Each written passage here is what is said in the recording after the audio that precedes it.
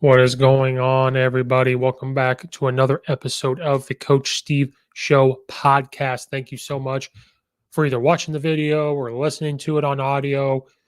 Appreciate you so much, no matter where you are, when you are. I appreciate you so much. Make sure you hit the subscribe button, the like button on the YouTube channel. Leave a comment in the comment section down below. Be a friend, tell a friend.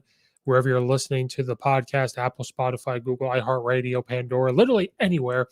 Please follow it so it can alert you when weekly episodes drop.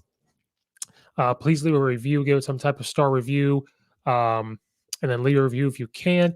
Again, be a friend, tell a friend. This podcast is brought to you by the Belly Up Sports Podcast Network. It is a growing podcast network. If you go to bellyupsports.com, you can check out all the other podcast creators, blog creators, and everything else. Go subscribe to all of that. Betting season's in full swing. The Belly Up Sports Podcast Network and this podcast are working with MyBookie. It's one of the great places to go make your bets. You can make same game parlays, in game bets, money lines, over unders, anything you want to make a bet on. You literally can do. If you go to mybookie.ag and use the code BELLYUPFANTASY, it's going to double your first deposit. Free money. Everybody loves free money. So again, mybookie.ag, use the code BELLYUPFANTASY. It's going to double your first deposit. The podcast is also brought to you by Coach Stone Football and is Back to the Basics books. The books literally have, if you're a football coach like me, they literally have every drill that you can think of. We're coming up on the off season. I am in the off season. I'm going to be doing deep dives in different drills and schemes. These books literally have it all. He has tons of them. I can't even keep up with how many books that he has. If you get his very first one, is Back to the Basics. It's over 500 pages of drills that you need. If you go to CoachStoneFootball.com, you can find every single book he has there. He will mail it out to you when you go on there and get it. And let him know that I sent you. Go to CoachStoneFootball.com. Let him know that I sent you.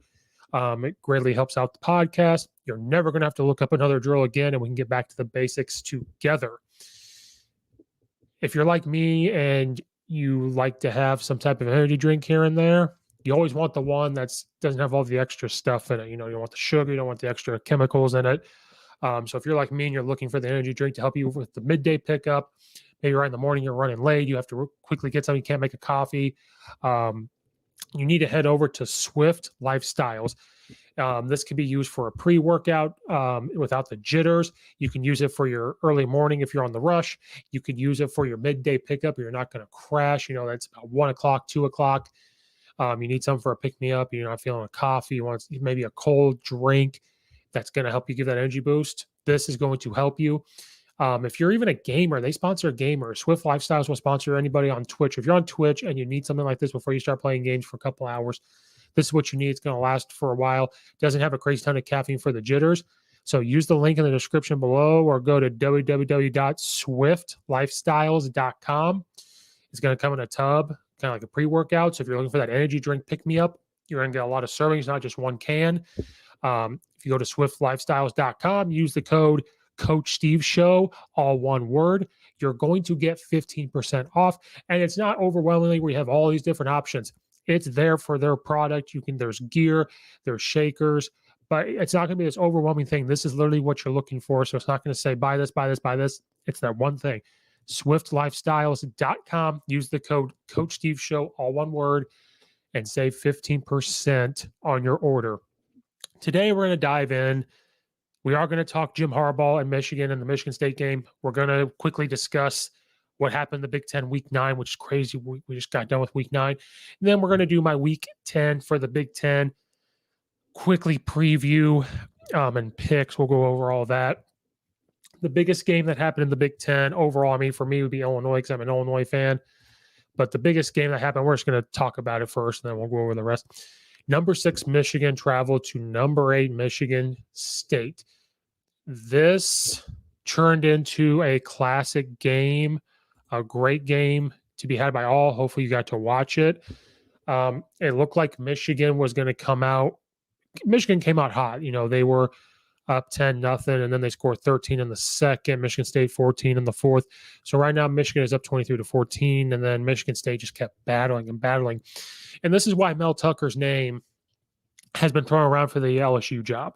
But before we dive into all that, Michigan State comes away with a very, very, very tough win, 37-33. That last fourth quarter was a nail biter. And there were times, I'm telling you right now, there were times I thought that Michigan was going to pull away. But Michigan State kept battling. And so Mel Tucker's name's been thrown for the LSU job because he's an SEC guy. He's a tough coach. And what I mean by that is he's going to get – you saw his players are going to play tough for him. And that's why his name's been thrown around. And then there's talks about if they lose to Michigan, are they going to go lose on to other games and this and that. Yes, I picked Michigan to win because I think Michigan was sneaky good. Nobody was talking about him until right now.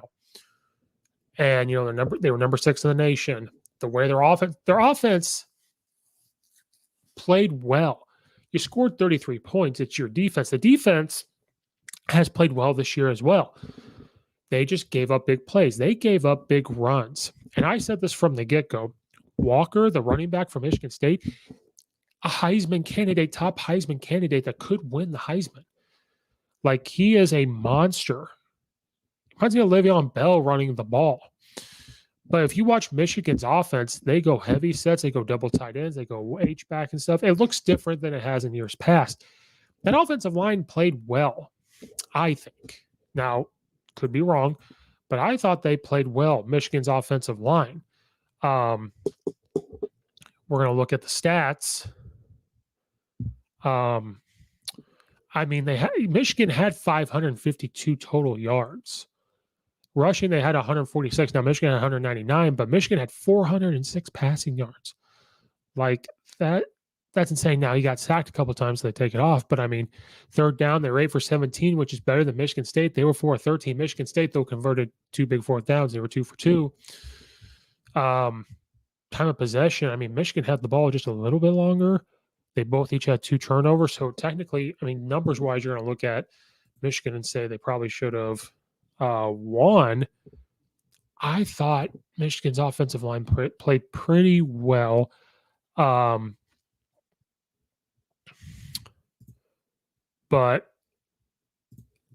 Michigan State's a tough team. They were not going to go away. They were going to come out and fight.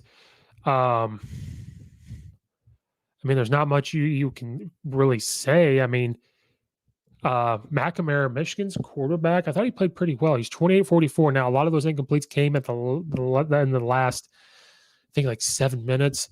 They were really trying to chug it to get down there and score. And that's where he had the interception at the very last play. But he was 28-44, 383 yards, 2 touchdowns. He averaged 8.7 yards completion.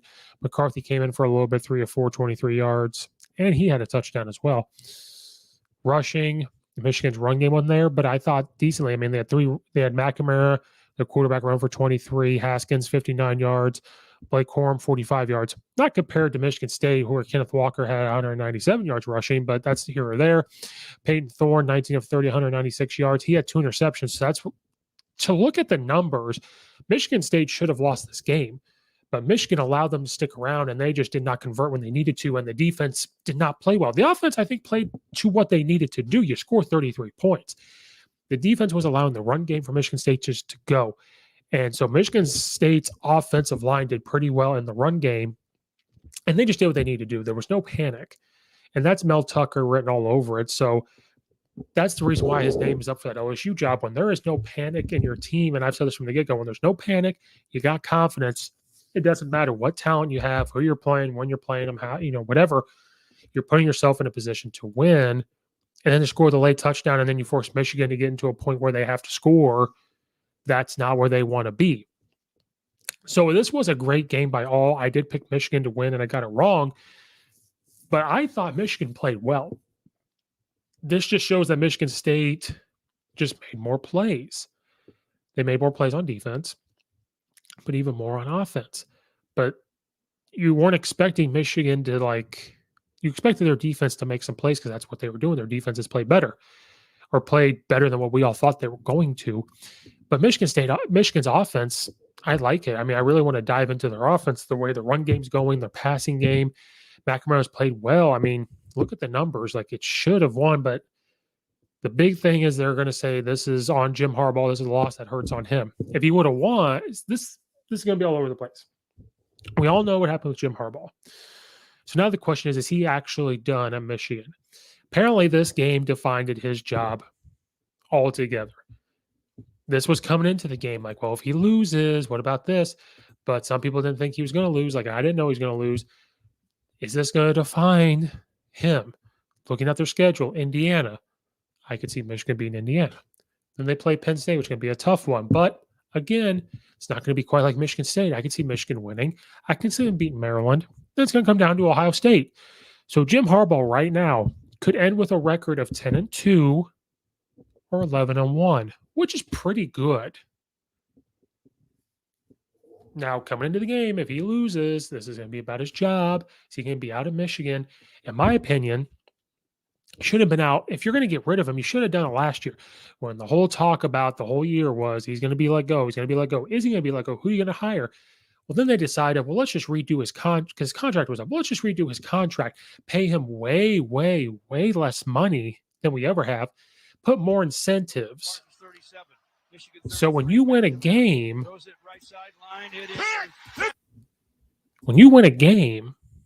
you're going to earn money. When you do this, you're going to earn money. And it's kind of embarrassing that it came down to that, but I think he loves Michigan. He wanted to stay coaching there. So they're just like, let's not pay him any money. So I'm thinking, okay, you should have just gotten rid of him back then. But I think, again, you're looking around college football. People kept saying Michigan's a bad job. It's not a bad job. It's a pretty good job to take. But who were you going to hire? Was there no interest in anybody coming? Is that why you kept him? Do you feel like there's some type of loyalty? I have no idea. But already after this, it's Jim Harbaugh is not the guy. He needs to be fired. Now, I'm not saying he is the guy, but he hasn't done this whole terrible thing at Michigan. Like, now I know I'm coming from an Illinois fan, but there's a lot of programs out there that would take the kind of record that he has. But again, me, Brad, and Nathan probably on a way different podcast. We're going to bring it up again. Michigan has this thing where they're champions. They kind of act like they're Alabama in the past like 10 so years since Nick Saban has gotten there. Now, way back in the day, Michigan was good. I think they might be still the all-time winningest football program, and that's great. But you're talking about wins, not championships. The last football championship won by Michigan football, 1997. They are trying to get back to that point, and I understand it. But let's look at Michigan football before Jim Harbaugh got there. Let's just go from 2000. Okay. Lloyd Carr was the head coach, legendary coach. Okay. And from 2000, 9-3, 8-4, 10-3, 10-3, 9-3, 7-5. Then they went 11-2 in 2006. That was a really good year. 9-4. Then Lloyd Carr retires. Now, out of that, in 2000, you win the Citrus Bowl, lose the Citrus Bowl, win the Outback Bowl, lose the Rose Bowl 2 years in a row, lose the Alamo Bowl, lose the Rose Bowl, win the Capital One Bowl. Then Rich Rod comes in and takes over Michigan. 3-9, 5-7, 7-6. Then he's let go, and he loses the Gator Bowl. You bring in Brady Hoke. First year, he goes 11-2, wins the Sugar Bowl. 8-5, loses the Outback Bowl, goes 7-6, loses the Buffalo Wild Wings Bowl, which I forgot that was even a bowl. Then he goes 5-7, let go. Then you bring in Jim Harbaugh. Okay, so out of all these, you're always once in a while you're gonna get to the 11-2 mark, but you're always between like a 7-5 and 11-2. Okay, Jim Harbaugh shows up 10-3, wins the Citrus Bowl. 10-3, loses the Orange Bowl. 8-5, loses the Outback Bowl. 10-3, loses the Peach Bowl. 9-4, loses the Citrus Bowl. Goes 2-4 in the COVID year, and right now is 7-1. So already they want him fired or thinking he's not the guy because he's not bringing championships. He's not doing this. When the last time you won a championship was in 1997, you went 12-0 under Lloyd Carr, and that was it. You haven't won the championship since. Okay. Now, if you won in 1997, won again in 2000 or 1999, then you won another one in 2005, 2009, 2012, whatever, I understand it. But let's just go these records again. 10-3, 10-3, 8-5, 10-3, 9-4, up until the COVID year. Those are pretty good records as the 8-5. Like that one I could question, but you're 10-3, 10-3, 10-3, 8-5. Yeah, okay. Then you go 9-4, not bad. But the 2-4 in the COVID year, that was a little frustrating to see. But then you're winning and you're 7-1. So already it's about, is Jim Harbaugh done? I mean, if he was done, you should have gotten rid of him last year. But here's my problem. Yeah, you could probably.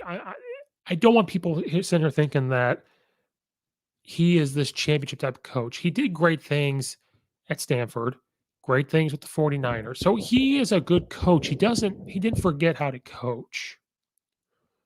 Things just don't go right sometimes. And maybe it's because he went there. Maybe he's pushing things too hard while he was there. I think this year he took a more hands-off approach, and they're doing pretty well. But you can't define this season on the one loss, okay? And their schedule is favored. The only other game, there's only 2 more games they could possibly lose, and that's Penn State and Ohio State. And I don't see them losing to Penn State, so the only one you might lose is Ohio State. And realistically, if the defense cleans up and the offense continues to play well, that's going to be a competitive game with Ohio State. Like talking to some Ohio State fans that I know, yeah, that's been talked about how this Michigan team is different and they're going to play better, and they have been playing better. But this season, you lose one game. This is not Alabama. So Michigan fans need to take a step back and listen. And I'm friends with one of them, Coach Carrick. I'm sorry, go check out his channel, Flexbone 101. He wants championships, and I'm sure he would agree with me that, yeah, maybe Jim Harbaugh needed to go, and we understand it. But right now, you're stuck with him right now. Okay, he is a good coach, and I'm not talking to Coach Carrick. Sorry, he's a friend. He's been on here plenty of times. Hopefully, I get him back on. You know, they're winning. The football team, I think his football team's undefeated, so congratulations to him. But this is to all the other fans that are going to push the envelope with Michigan. Not him, but these other fans. We deal with those type of fans. I deal with them with Illinois. You're going to deal with them with Michigan. You are not at Alabama, okay? You have pretty good records. Now, I know you're expecting championships. You put a lot of money into stuff. Should have just gotten rid of him last year. So right now, you're stuck with him, okay? You're 7-1. Why are you talking about firing him? Now, if they go on to lose 2 more or the rest of their games or 3 out of these, whatever, yeah, fire him. Get rid of him. It's done. Go hire an offensive coordinator out there somewhere. But I think Michigan's looked better this year because I think he's taken a hands-off approach. And sometimes coaching back at the place you went to doesn't work out. It just does not work out.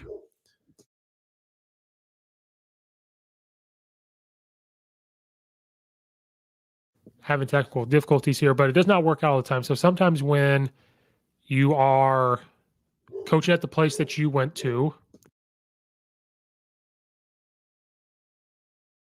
and you're pushing the envelope. So I think this year, with everything, he was going to lose it. He took it back off, and they've played a lot better. So I'm tired of hearing the talk of firing him. Should have got rid of him last year. You are 7-1. Stop acting like you're Alabama. Stop. You need help. Stop acting like you're Alabama, that you're this championship after championship every other year, every 4 years, every 5 years, winning. I don't understand it at all. And if we want to go way back to even his Stanford times where he turned a program around, let's just look at Jim Harbaugh's record. I mean, overall, up until this point, he's 85-44. It's not bad. 7 years of Michigan is 56-23, and people act like that's a failure because nobody's brought Michigan back to that championship and this and that. Like, I don't get it. Like, who are you going to hire out there He's a good coach. Everybody would love to have him. And I think if you got rid of him, he would just go back to the NFL, or he might go back to another college and win a championship. I have no idea. You got to let this year play out before you start talking about getting rid of him. Because if you end the year 13-1 or 12-1, you beat Ohio State. Fine. If he beats Ohio State, he's keeping his job. But maybe he loses Ohio State, and that's what's the last straw. Because then again, Michigan has not beat Ohio State since 2011 when Urban Meyer got the job. So all of a sudden, it always was, we don't necessarily. Then it turned. This is what happened. It turned into, we don't necessarily need to win the championship, but as long as we beat Ohio State. Well, he has not beat Ohio State, so that's why he's talking about getting rid of his job, which I don't understand either. But how big the thing is, he knows how to coach. So we need to back off. Let's see how this year plays out. Now, if they were 4-4 right now, or 3-5, and he was gone, yes, then I understand it, because you are Michigan, you shouldn't be at that level. But come on, guys, you're not Alabama, you're not this. Stop with that. Get some help. But yeah, you should have got rid of him before. Maybe he's not the guy to win you that championship. Get rid of him at the end of the year. But if he's winning, he loses a game or two, you probably have to keep him. But there's my rant on that. But yeah, probably should keep him. Real quick, going through the rest of the Week 9 Big Ten, then we'll get to the Week 10 of the Big Ten. Penn State, I thought was going to get blown up by Ohio State. Clifford, 361 yards passing. So whatever happened after Illinois, they woke up, man. They played a lot tougher, and this is why that Michigan-Penn State game's looking a lot bigger. Ohio State got the better of them, 33-24. Penn State played very, very tough, but Ohio State just made plays down the stretch. But Penn State looked a lot better. They looked like Penn State is supposed to look. So for the rest of Penn State's schedule, and everybody needs to watch out, Iowa has just fallen from grace ever since losing to Purdue. They lose to Wisconsin 27-7. Wisconsin is not passing the ball relatively well, but they are running the ball like old school Wisconsin. Their quarterback, Mertz, had 104 yards passing, but they are that type of team that says, you know what? If we only need 100 yards passing, good. We're going to run the ball. And their defense, man, on that run game is just outstanding. Iowa has just taken this huge fall from grace. They were number 9 in the nation. They're probably not going to be ranked here soon. We are talking about Illinois and Rutgers. Indiana played a very tough game against Maryland. Maryland squeaked it out 38-35. I feel so bad for Indiana. They are just a couple of players, like a full roster. They have good players, but they are just missing pieces on each part of that offensive line and receiver groups, and the quarterback play has been inconsistent. But I think Indiana, they're a couple big playmakers away from being pretty good, but they lose that one 30-35. Minnesota's getting a groove back against Northwestern. Northwestern's not what they were, but Minnesota's getting the groove back. They're like Novocaine. You give them time, they're going to do pretty well. They win big, 41-14. Purdue. Why does Scott Frost have a job? We keep talking about Jim Harbaugh and Ed Ogeron. Now we're a little bit talking about Dan Mullen. Why does Scott Frost have a job? Again, I'm not huge on firing people, but how does he have a job? I don't understand. They lose to Purdue 28-23. He needs to be gone yesterday, so I do not understand it. Nebraska's just fallen from grace. I don't understand it. Going into Week 10. Now, Week 9, I went 3-4 because I decided to pick in the Illinois game, and then I picked the Michigan and Indiana, but 3-4, not the best. Let's see if I can get back on track this week. We're going to go through the Big Ten. Week 10, Ohio State travels to Nebraska. I shouldn't even talk about Ohio State. Big. Why does Scott Frost have a job? Illinois will play Minnesota. I'll preview that later on.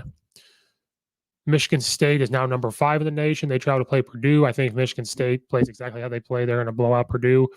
Penn State's number 22 in the nation. If they play exactly like they did against Ohio State, against Maryland, Penn State's going to win big. So I got Penn State. So far I got Ohio State, Michigan State, Penn State.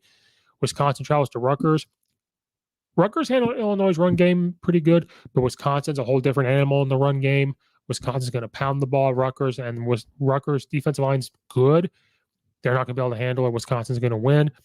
Iowa is now number 19 in the nation playing Northwestern. The way Iowa's fallen from grace, you kind of want to pick Northwestern, but I'm having a hard time going against Iowa. This might be the last time I pick Iowa if they don't win. I'm going with Iowa. I have to believe that run game and that pass game will get back on track against Northwestern. Indiana, who is playing very, very tough, and this could be a trap game for Michigan. They travel to Michigan, but I think Michigan's going to be very motivated. Jim Harbaugh is going to be motivated. they're going to try to cancel out the noise. Again, Michigan played well. It's the defense going to have to clean some things up. They clean it up. The offense does exactly what it does.